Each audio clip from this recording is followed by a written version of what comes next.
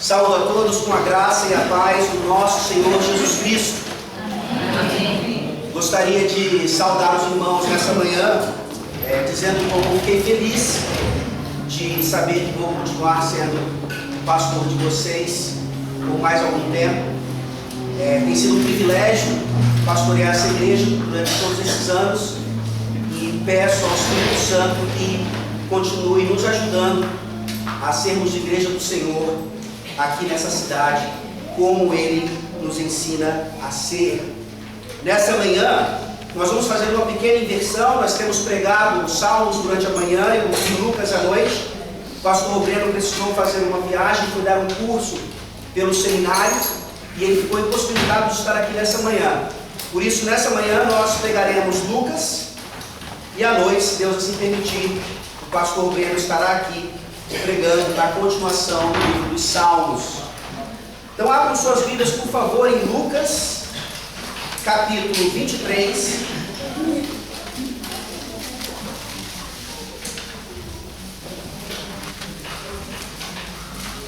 Lucas 23, versículos 13 a 25.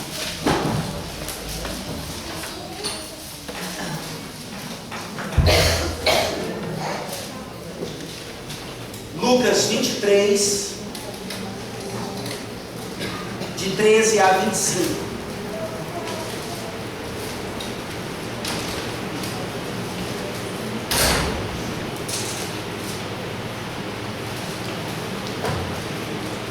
Assim diz a palavra do nosso Deus. Então, reunindo Pilatos aos principais sacerdotes, as autoridades e o povo, disse-lhes: apresentaste-me este homem como agitador do povo, mas tendo-o interrogado na vossa presença, nada verifiquei contra ele, dos crimes de que o acusais, nem tampouco Herodes, pois nulo tornou a enviar. É, pois, claro que nada contra ele se verificou digno de morte. Portanto, após castigá-lo, soltá-lo-ei. E era-lhe forçoso soltar-lhes um detento por ocasião da festa. Toda a multidão, porém, gritava: fora com este! Solta-nos Barrabás! Barrabás estava no cárcere por causa de uma sedição na cidade e também por homicídio. Desejando Pilatos soltar a Jesus, insistiu ainda. Eles, porém, mais gritavam: crucifica-o! Crucifica-o!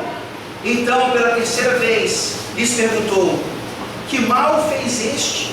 De fato, nada achei contra ele para condená-lo à morte. Portanto, depois de o castigar, soltá-lo-ei. Mas eles instavam com grandes gritos, pedindo que fosse crucificado, e o seu clamor prevaleceu. Então Pilatos decidiu atender-lhes o pedido.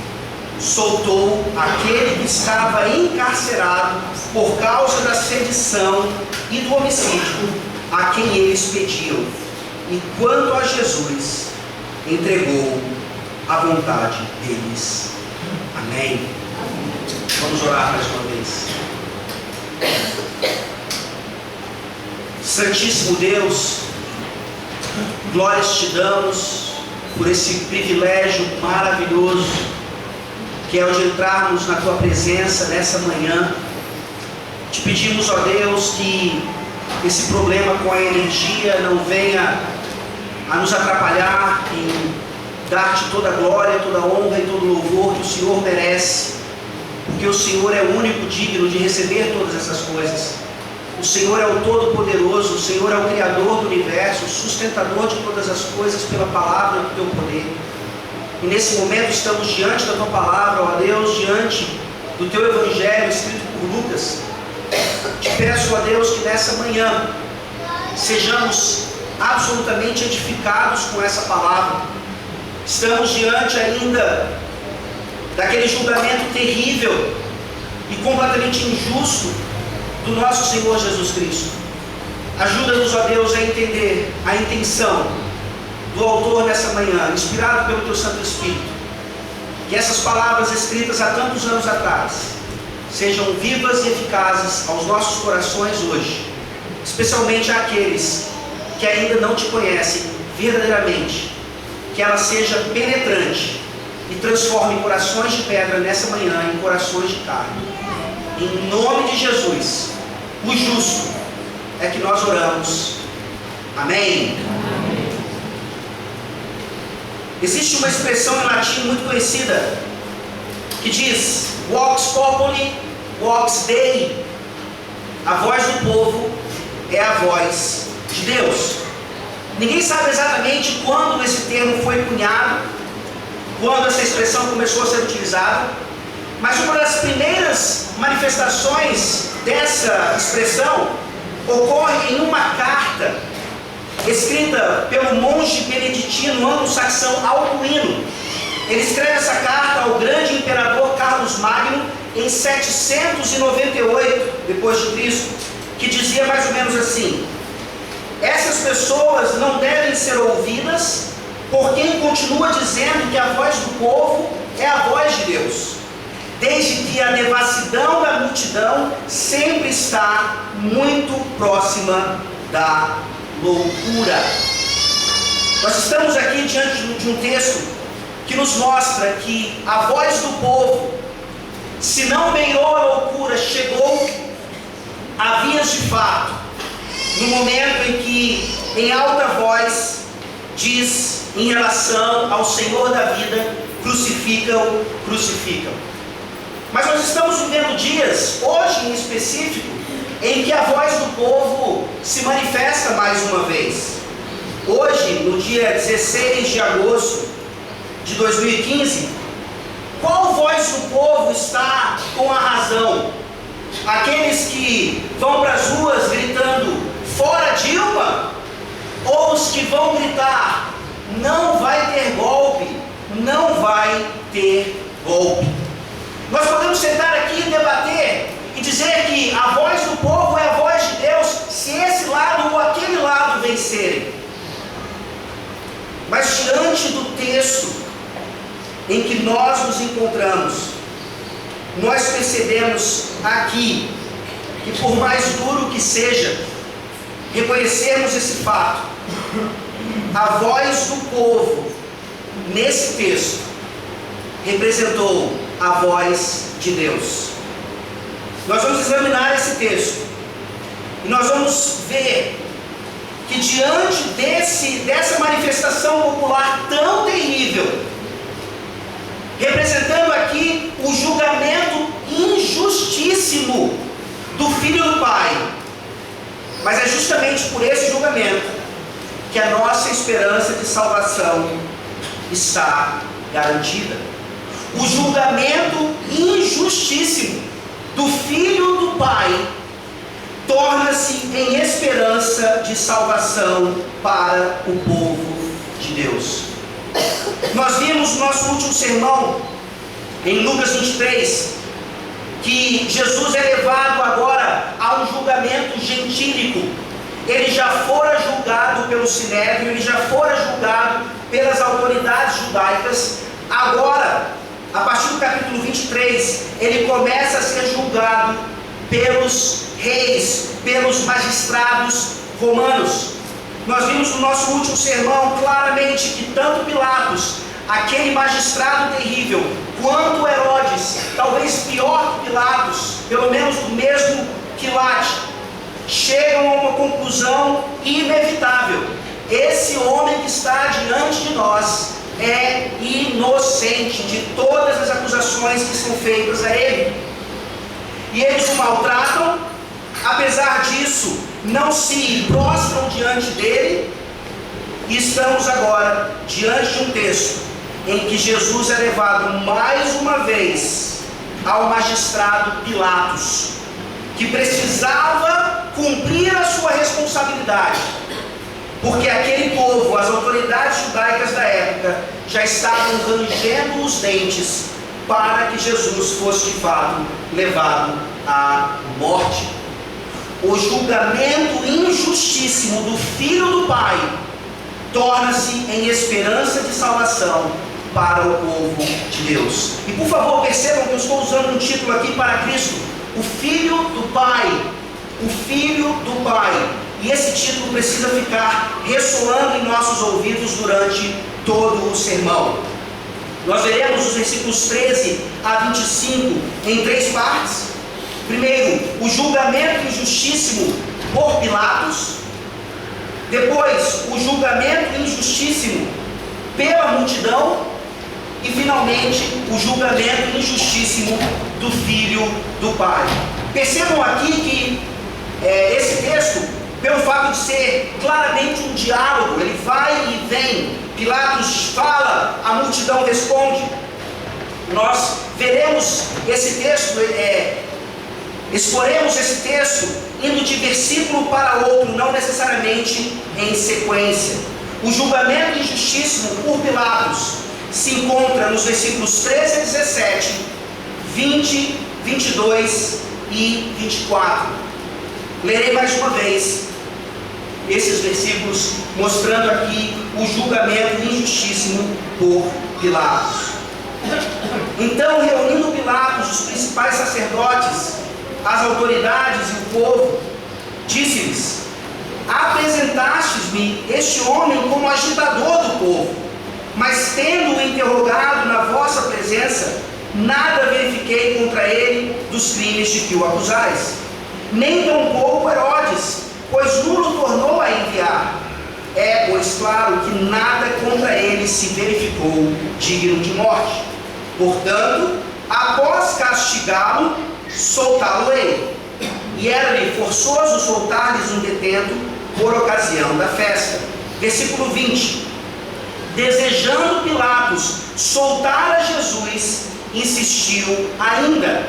Versículo 22. Então, pela terceira vez, lhes perguntou: que mal fez este?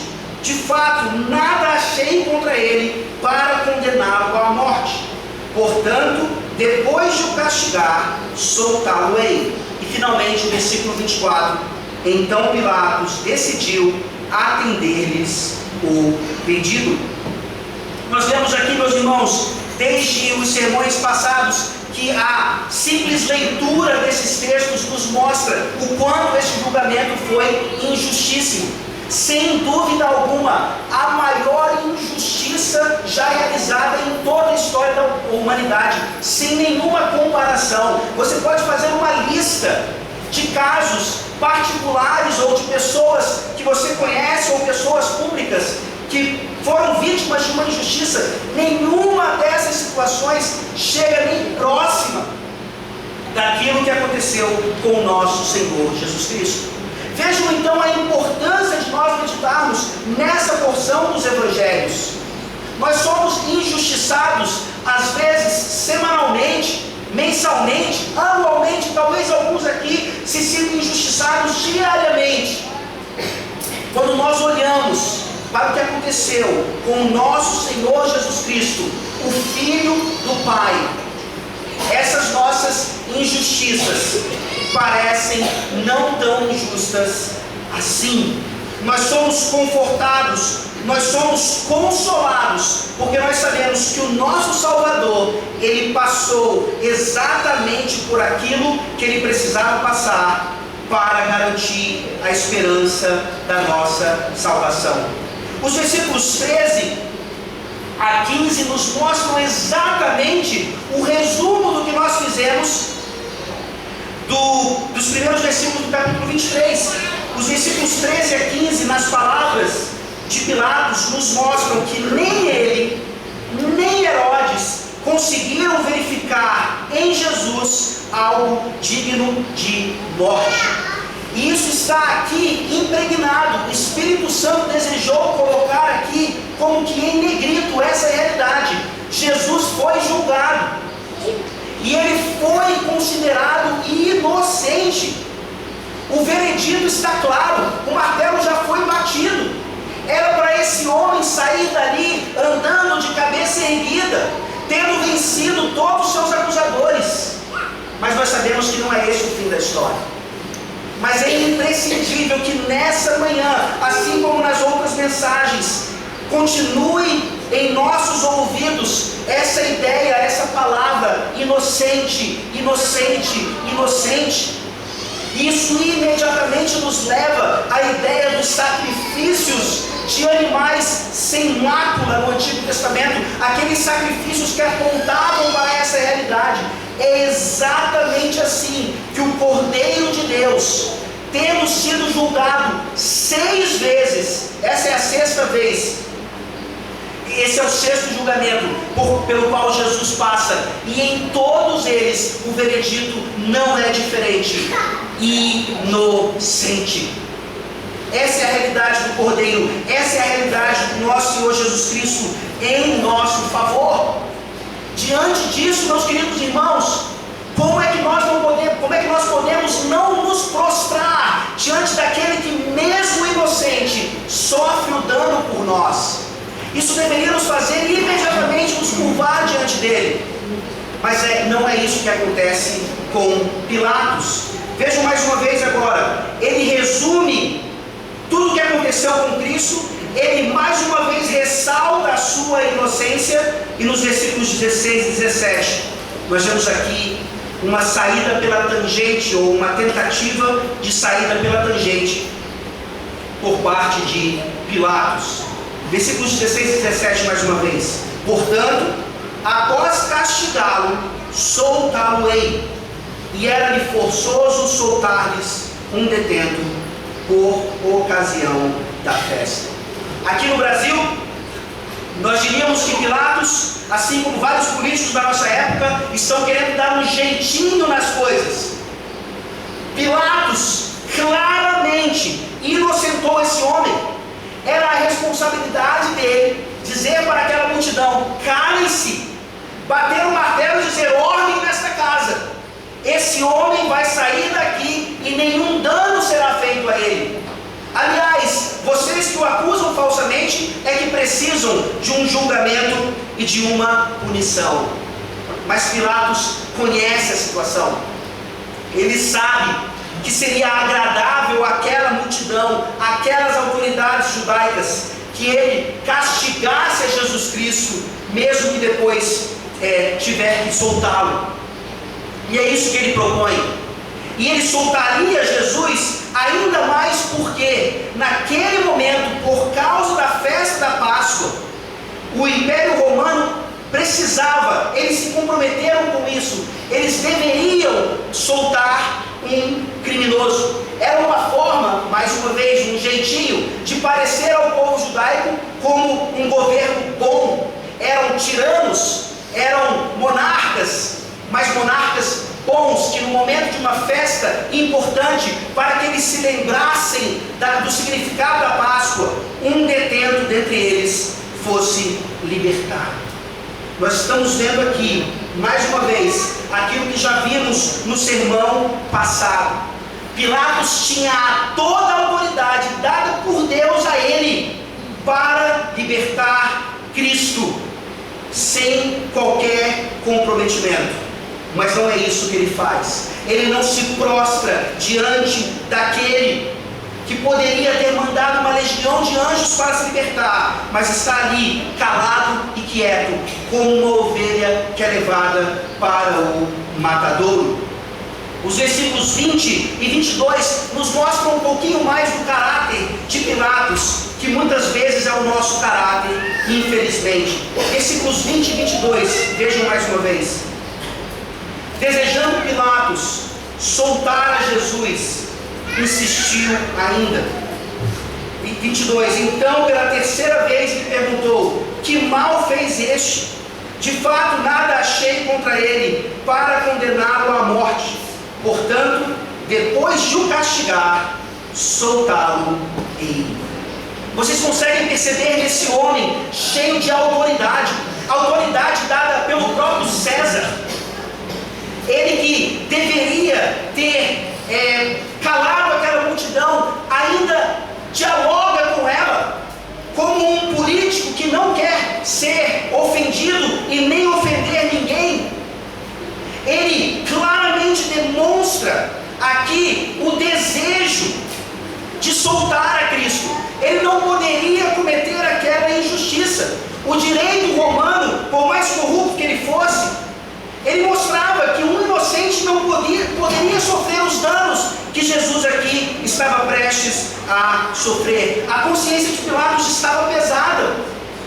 Nós vemos em outros evangelhos que sua esposa havia sonhado em relação a isso. E ela diz para ele: livra esse homem, não suja as tuas mãos com sangue inocente. Isso está martelando na mente de Pilatos. E ele por 3 vezes tenta fazer com que Jesus seja libertado e não punido injustamente. O que é isso, meus irmãos? É a nossa consciência, é a nossa atitude.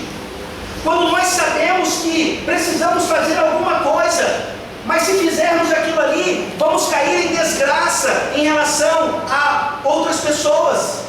Pessoas não vão gostar da nossa atitude, elas vão nos ver de outra maneira, nós nos tornaremos impopulares, e nós não somos capazes disso. Nós sabemos que a palavra de Deus nos ensina a fazer tal coisa, por mais impopular que ela seja, mas nós continuamos dando um jeitinho, nós continuamos tentando fazer o que é certo, mas sem ofender os outros. Isso acontece talvez diariamente em nossas vidas, com os nossos cônjuges, com os nossos familiares, com os membros da igreja, com a sociedade.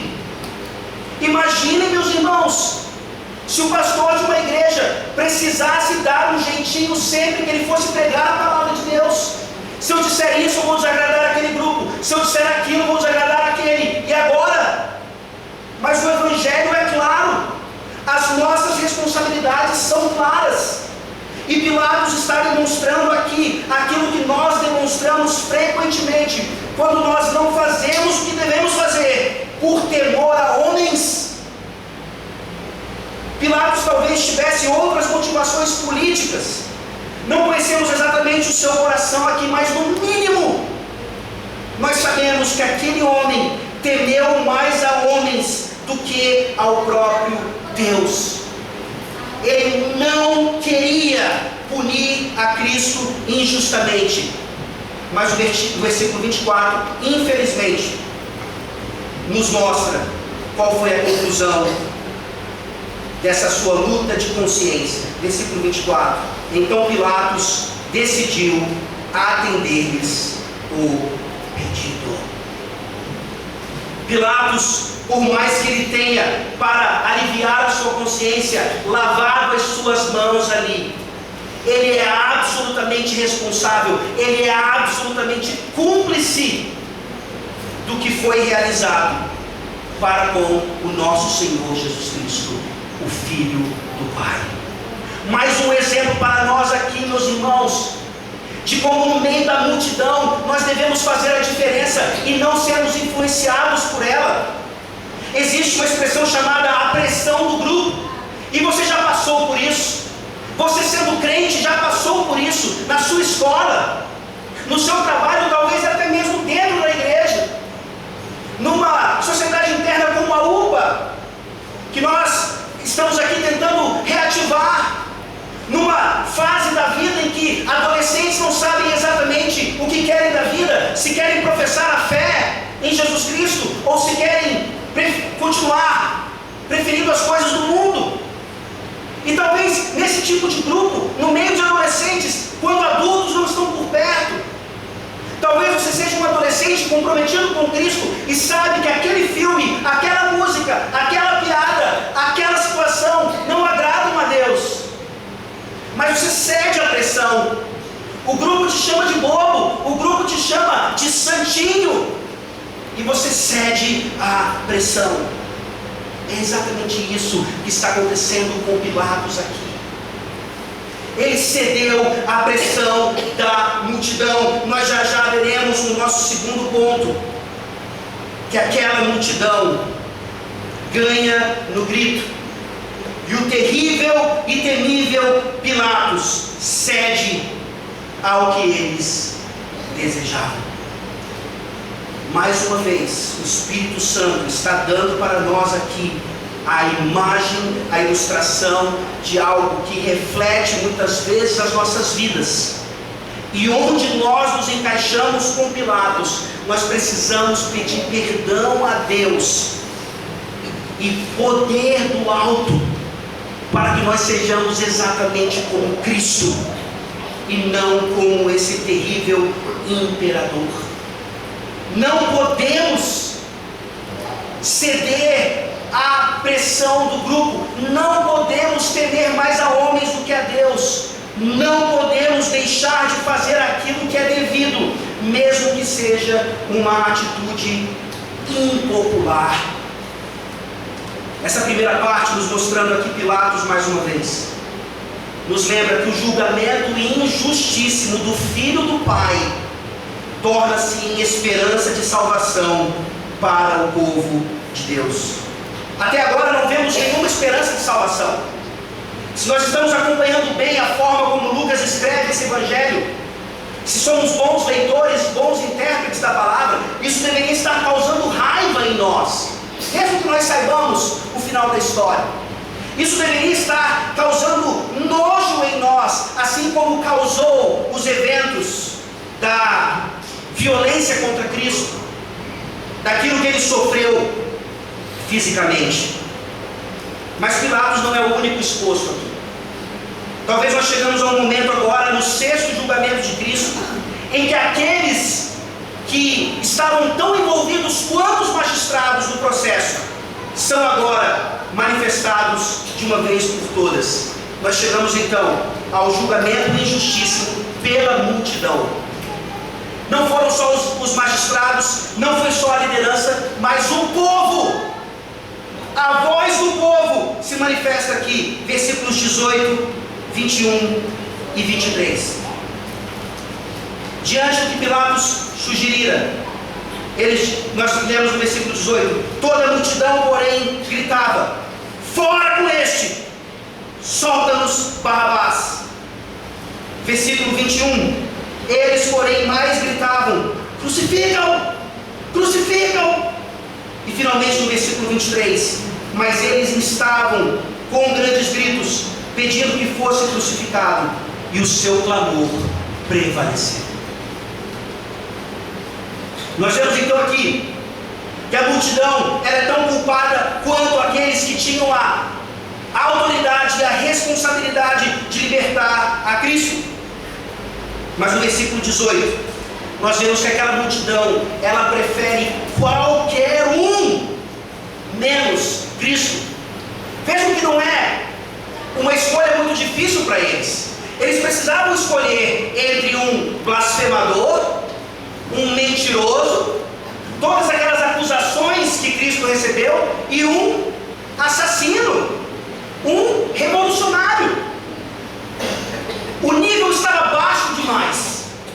Não é que Barrabás era um grande herói ou havia sido injustamente colocado no cárcere. Eles sabiam quem Barrabás era, e eles preferiram Barrabás, um criminoso de fato, ao próprio Filho do Pai. É essa a realidade que nós vemos aqui. Uma multidão ensandecida, uma multidão que era composta por aqueles mesmos que há uma semana atrás, mais ou menos, gritavam: hosana nas alturas, bendito o Senhor que vem, bendito o Rei que vem em nome do Senhor, hosana nas alturas. Eles mudam agora o discurso. Talvez muitos ali impressionados pela situação, pelas circunstâncias, a multidão pressiona o povo. Muitos ali, ignorantemente, como veremos, não sabiam exatamente a gravidade do que estavam dizendo, mas eles escolhem Barrabás. Abra sua Bíblia, por favor, em Atos capítulo 3. Vejam que interpretação maravilhosa nós temos aqui do apóstolo Pedro em relação a esse evento.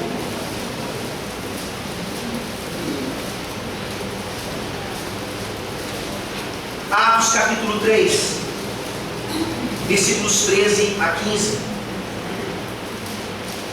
Pedro, pregando no templo, ele diz: o Deus de Abraão, de Isaque e de Jacó, o Deus de nossos pais, glorificou a seu servo Jesus, a quem vós traístes e negastes perante Pilatos, quando este havia decidido soltá-lo. Vós, porém, negastes o santo e o justo, e pedistes que vos concedessem um homicida. Dessarte, matastes o autor da vida, a quem Deus ressuscitou dentre os mortos, do que nós somos testemunhas. Que pregação sem temor de homem algum! Pedro está falando para judeus. Alguns consideram aqui esse discurso de Pedro, assim como o discurso do Evangelho, como sendo antissemita, antijudeu, antijudaico. Pedro não tinha medo disso. Pedro já negara a Cristo, ele já havia aprendido a lição. Ele está aqui declarando exatamente o que acontecera. E aqueles homens, todos eles sem exceção, eram culpados de matar o autor da vida, porque eles preferiram um homicida. Mais uma vez, nós estamos bem no meio dessa multidão. Quantas vezes nós preferimos pecadores? Nós admiramos mais pessoas famosas, cantores, cantoras, artistas, completamente ímpios. Os nossos heróis são pessoas com vidas completamente devastadas pelo pecado. E nós preferimos essas pessoas a Cristo. Nós escolhemos essas pessoas e não a Cristo. Atos deixa claro que a multidão escolheria qualquer outro menos Cristo. Não bastasse isso, no versículo 21, eles não pedem apenas a morte de Jesus, eles não pedem apenas que ele aprendesse uma boa lição e deixasse de dizer que ele e Deus eram um. Eles pedem nada mais, nada menos a crucificação. Aqueles judeus haviam participado do Império Romano o suficiente para saber que aquela pena capital, que só o Império Romano naquela época poderia aplicar, era também o cumprimento daquela lei do Antigo Testamento que dizia: todo que for pendurado no madeiro será maldito. Vejam, meus irmãos, a profundidade, a gravidade do pecado desse povo. A voz do povo dizia: nós não queremos apenas um castigo físico, nós queremos que esse blasfemador, que esse mentiroso, que esse hipócrita seja considerado maldito. Ele se diz filho de Deus, mas ele é servo de Beelzebu. Ele precisa ser amaldiçoado. Essa era a representação da cruz. Talvez não para os romanos, certamente não para eles. Eles queriam simplesmente punir um criminoso com uma morte terrível como a da cruz, onde você passava horas e horas e horas agonizando, onde finalmente você não tinha mais força alguma para levantar o seu corpo, e você acabava morrendo asfixiado, um afogamento sem água, sangue sendo derramado, hemorragia por todo lado. Os romanos pensavam assim, mas os judeus sabiam que além desse castigo físico, a mão de Deus estaria pesando sobre aquele que fosse pendurado no madeiro. Será que nós às vezes desejamos o mal para outras pessoas?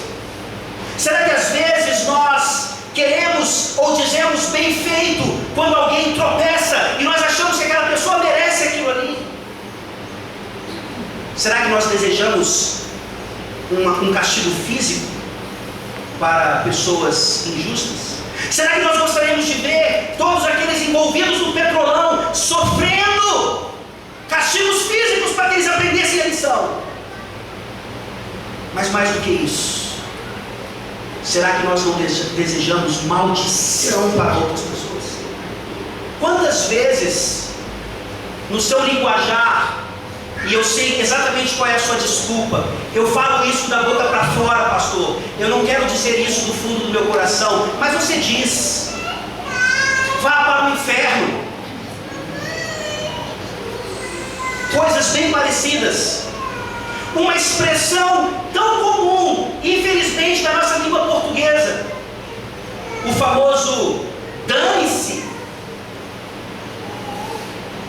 Você já parou para pensar o que significa dane-se?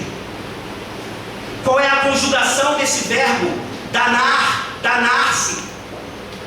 É nada mais, nada menos do que um desejo para que aquela pessoa seja danada, amaldiçoada.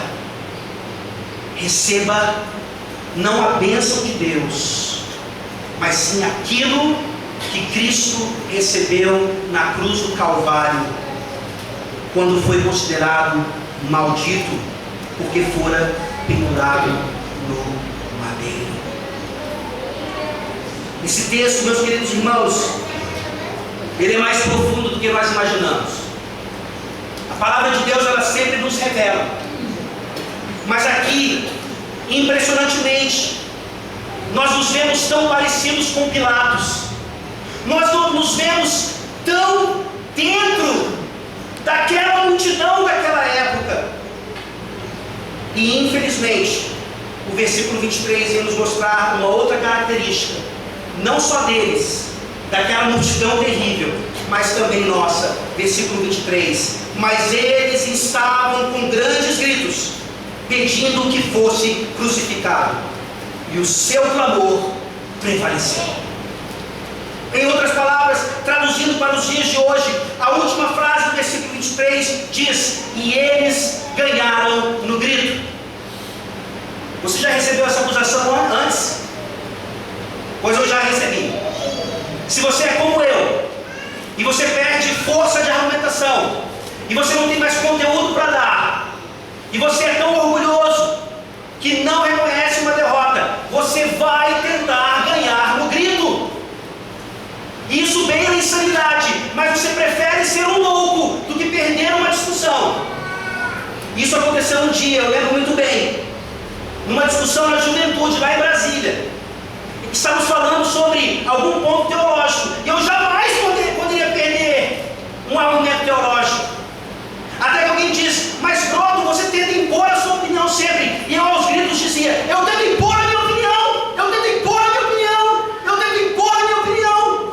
E as pessoas pararam e disseram: você acabou de se acusar, você acabou de mostrar que você tenta ganhar as coisas no grito. E quantas vezes, meus irmãos, nós não temos caído no mesmo erro que essa multidão caiu aqui? Sim, de uma forma mais grave, mais estúpida, mais terrível.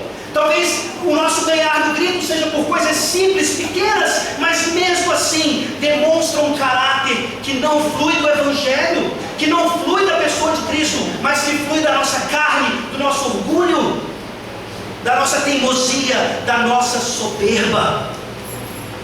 Queridos irmãos, nós não podemos parecer de jeito algum, nem com Pilatos, nem com essa multidão. Mas infelizmente, a pergunta que eu faço agora, e será respondida logo após o nosso terceiro ponto: se nós estivéssemos ali naquele dia, será que nós estaríamos gritando: crucificam, crucificam, crucificam?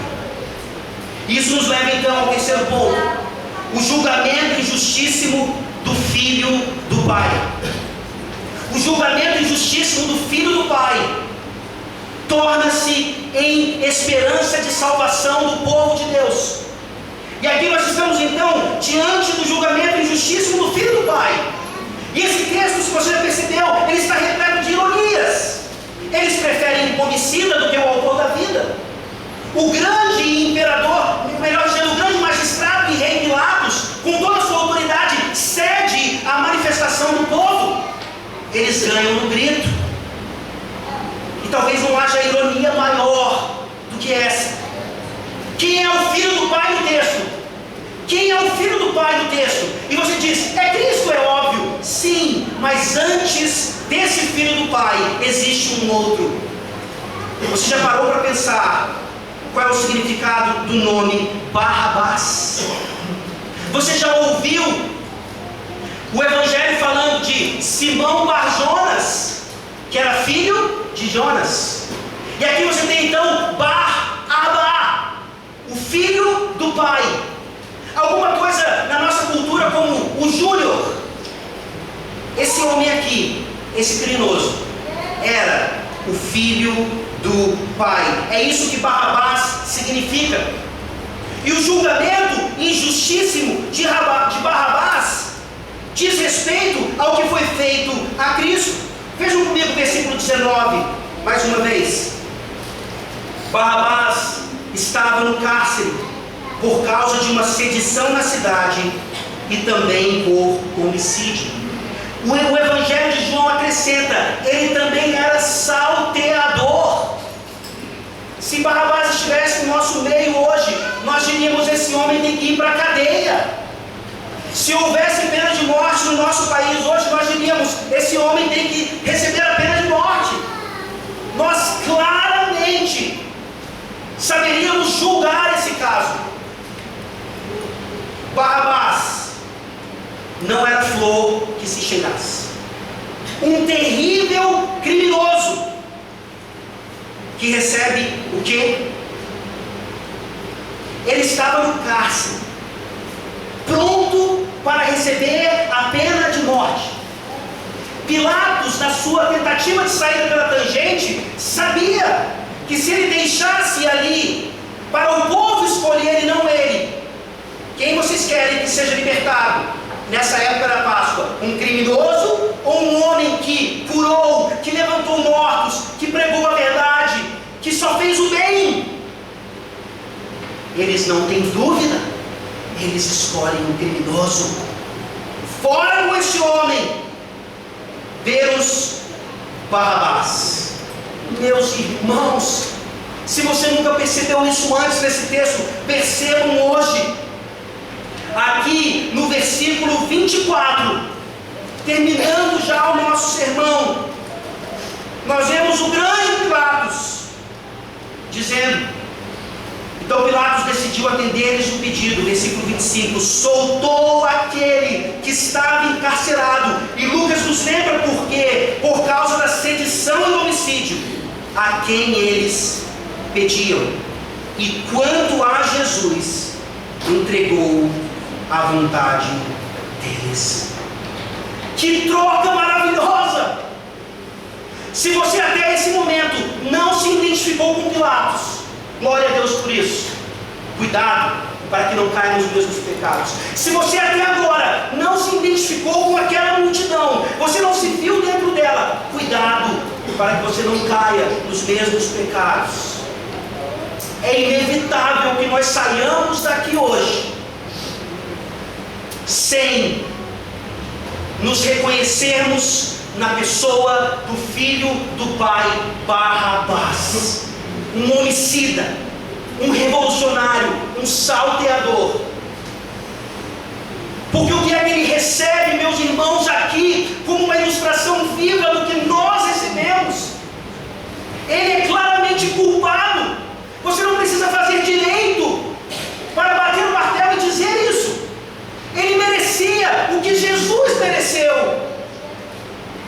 E ele é solto. Ele sai dali, talvez com a sua consciência ainda pesada. Ele sabia quem ele era culpado, mas ele não recebe o castigo devido a um culpado. No versículo 25, nós temos aqui a preciosidade daquilo que em teologia nós chamamos de a justificação de pecadores. Esse texto está repleto da justificação de pecadores por meio da obediência ativa e passiva do verdadeiro e único Filho do Pai. Que obediência ativa é essa? É a declaração da sua inocência. Jesus, desde o ventre de Maria, desde o seu nascimento até aquela idade, ele cumpriu cabalmente todos os princípios, todos os estatutos, todos os preceitos da lei. Ele jamais se desviou, ele jamais descumpriu. ele sempre obedeceu. E ao ser declarado inocente, inocente, inocente, essa é a nossa esperança. Porque na justificação ele transfere isso para nós. E aprendam de uma vez por todas, não se enganem, meus queridos, a doutrina da justificação não ensina que nós somos inocentes. Pelo contrário, nós saímos do tribunal de Deus tão culpados quanto entramos. A grande diferença é que nós não pagamos a pena, Ele paga por nós. A analogia não é para dizer que Barrabás foi salvo ou justificado, não. Mas o Espírito Santo nos ilustra de uma forma maravilhosa que aquele homicida desgraçado, assim como nós, pecadores desgraçados, continuamos culpados. Quem vai pagar pelo seu erro? Quem vai pagar pela sua culpa? Quem vai pagar pelo seu pecado? Aqui o Evangelho está dizendo, é o Filho do Pai, é o Filho do Pai, é o Filho do Pai. Ele veio ao mundo para isso. Isso nos traz ainda a última ironia, a última questão intrigante desse versículo. No final do versículo 25 nós lemos, e quanto a Jesus, entregou à vontade deles. E eu pergunto, à vontade deles? Sim, ganharam o grito. Estavam ali desesperadamente mostrando a corrupção, o pecado, a podridão de seus corações. Sim, Pilatos entregou à vontade deles. Mas eu pergunto para vocês, e a vontade do Pai aqui? É aqui em que a nossa mente pira. E nós, enquanto calvinistas, sabemos o que é a soberania de Deus em relação às coisas boas da vida. A predestinação em relação à salvação, mas em relação ao inferno isso fica um pouco mais complicado. E a vontade do Pai? É isso que está sendo realizado aqui, meus irmãos. Desde a eternidade, Pai, Filho e Espírito Santo se reuniram naquilo que nós chamamos de o Conselho da Paz, o Pacto Trinitariano, e eles decidiram que o Filho do Pai, pelo poder do Espírito, viria um dia e seria julgado injustamente, e seria cuspido, e seria maltratado, e seria levado até a morte, e morte de cruz. Pilatos não entrega esse homem à vontade deles apenas, mas entrega à vontade do Pai. Por favor, voltemos a Atos capítulo 3. E isso nos ensina a lidar com todos aqueles momentos de injustiça em nossas vidas, em que parece que Deus apenas está permitindo que essas coisas aconteçam para o nosso aprendizado, quando não, Ele está ali ativamente fazendo aquilo conosco, obviamente, sem sujar as suas mãos. Atos capítulo 3, leiamos agora os versículos 17 a 21.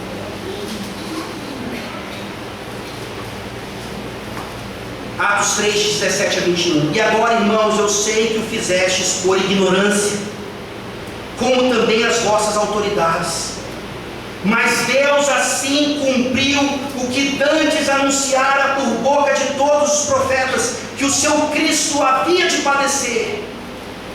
Arrependei-vos, pois, e convertei-vos para serem cancelados os vossos pecados, a fim de que da presença do Senhor venham tempos de refrigério, e que envie Ele o Cristo, que já vos foi designado, Jesus, ao qual é necessário que o céu receba até os tempos da restauração de todas as coisas, de que Deus falou por boca dos seus santos profetas desde a antiguidade. Deus não apenas declarara que isso ia acontecer, decretara que isso ia acontecer, Ele manifestou isso durante o Antigo Testamento inteiro. Jesus, enquanto profeta, anunciou e avisou aos seus que isso aconteceria. E é por isso que nós concluímos nessa manhã, por mais duro que isso pareça, por mais terrível que isso pareça, a voz do povo naquele dia, gritando: crucificam, crucificam, era a voz de Deus. Entendamos aqui logicamente que a vontade daqueles, o coração daqueles, a motivação daqueles era pecadora, pecaminosa, terrível, digna de inferno e de maldição, sem dúvida alguma. Se pudessem, pegariam Cristo com suas próprias mãos e o estrangulariam, tamanho ódio que sentiam daquele homem. Mas a vontade do Pai era boa, perfeita e agradável. Se você ainda não está convencido disso, leia Isaías 53, e lá diz que a Deus agradou moê-lo. Ao Pai agradou moer o seu filho. Mais uma vez eu me pergunto, se você estivesse ali no meio daquela multidão, você estaria gritando também: crucificam, crucificam, crucificam? Eu espero que a sua resposta seja não.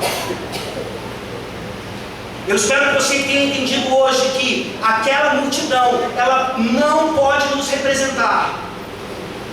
Que a atitude daquela multidão, por mais que tenha terminado na esperança da nossa salvação, foi um mal terrível diante do Pai.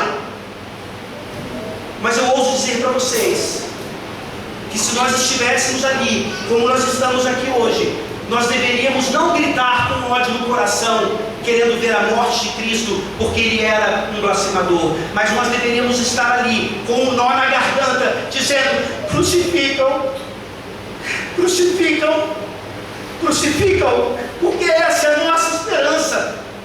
Porque nós somos como Pilatos, nós somos como aquele povo, em Adão e Eva. A única esperança que nós temos é dizermos com um nó na garganta: crucificam, por favor, crucificam, para que eu tenha esperança, para que a justiça dele seja transferida para mim, para que eu não receba o inferno que eu mereço, para que ele, após a crucificação, ressuscite, e aí sim, nós como povo regenerado, digamos, gritemos, que ele seja coroado, que ele seja magnificado, que ele seja sempre louvado e honrado, até o momento do seu retorno, onde ele vai de fato trazer toda a esperança, toda a salvação. E nessa manhã, como foi dito em Atos para nós fazemos isso em ignorância, e Deus nos dá a oportunidade de arrependimento. Se nós somos como Pilatos, se nós somos como aquele povo, se nós somos como Barrabás, no sangue de Cristo há purificação. E é por isso que eu digo para você aqui nessa manhã: por favor, não prefira a Barrabás, não prefira qualquer outro, mas prefira a Cristo, mesmo que você tenha que dizer com um nó na garganta: crucificam, porque o julgamento injustíssimo do Filho do Pai se torna esperança de salvação para o povo de Deus. Vamos orar.